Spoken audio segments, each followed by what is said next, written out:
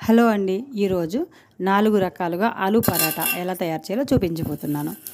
దానికోసం ముందుగా curry prepare చేసుకోవాలి.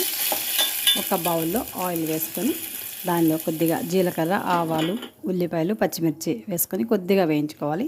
దానిలోకి మెత్తగా ఉడికించుకున్న ఆలు ఇంకా క్యారెట్ని బాగా స్మాష్ చేసి ఆనియన్స్లో కలిపేసేసుకొని దానికి తగినంత ఉప్పు, కారం, ధనియాల పొడి, జీలకర్ర పొడి, గరం మసాలా కొద్దిగా కలుపుకొని మొత్తం కూడా కలిపేసుకుంటే కూర సరిపోతుంది. ఇంకా బాగా డీప్గా కూర అవ్వాల్సిన అవసరం లేదు, ఇట్లా లైట్గా అయితే సరిపోతుంది.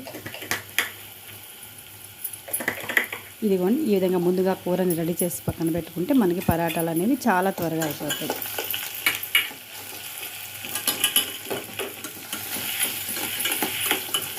ఒక 3-4 మినిట్స్ అంతేనండి. ఇదిగో కూర రెడీ అయిపోయింది. ఇప్పుడు మనం ఫటాఫట్ చపాతీలు చేసేసుకుందాం. దీనికోసం ముందుగా చపాతీలు తయారు చేసుకోవాలి.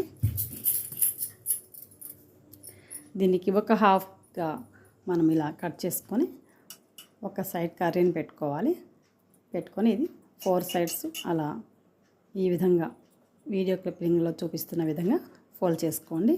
దానిపైన అటు ఇటు కూడా పొడి పిండి చల్లుకొని లైట్గా ప్రెస్ చేయండి.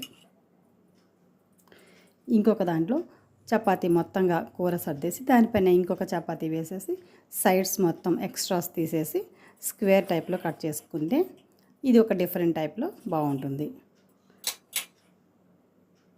దీనిని ఫోర్క్తో చుట్టూ ఇలా ప్రెస్ చేసేస్తే మనకి ఎడ్జెస్ క్లోజ్ అయిపోతే ఇంకా డిజైన్గా కూడా ఉంటుంది. పిల్లలు కూడా కొంచెం వెరైటీగా ఉంటే ఇష్టంగా తింటారు.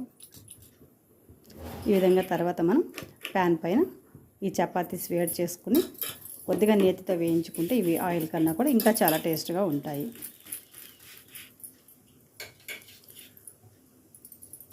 దీనిలో ఒక హాఫ్ అయితే కూర సర్దేశాను, రెండోది అట్లా ఫోల్డ్ చేసేసుకోవడమే.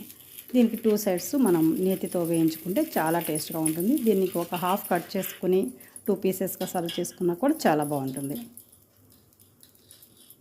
ఈ విధంగా ఒకసారి ట్రై చేయండి. Okay friends, thank you for watching.